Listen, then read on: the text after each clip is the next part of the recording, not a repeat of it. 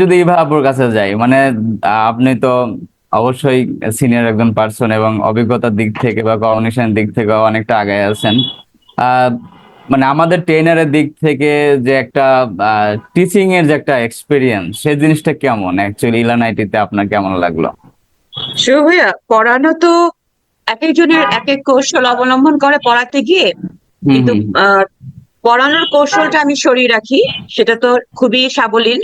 আবু ভাইয়া বা আপনাদের, আমার কাছে যেটা ভালো লাগছে, আপনারা এত ডিটেলসে প্রতিটা জিনিস দেখাচ্ছেন।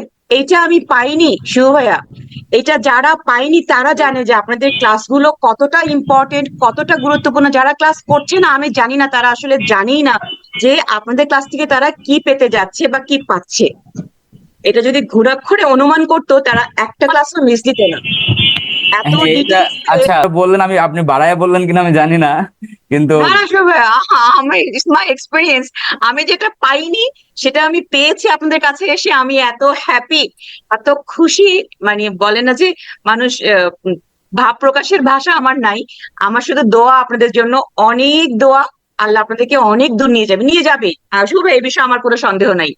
বাকিটা আল্লাহর হাতে, ইনশাল্লাহ আপনারা অনেক দূর যাবেন। এই এটা যদি ধন্যবাদ। বজায় রাখতে পারেন, এই আপনাদের জন্য যেভাবে দোয়া, আপনারা আপনার শেখাচ্ছেন জন্য আমাদেরকে। অনেক অনেক দোয়া। আপনার যে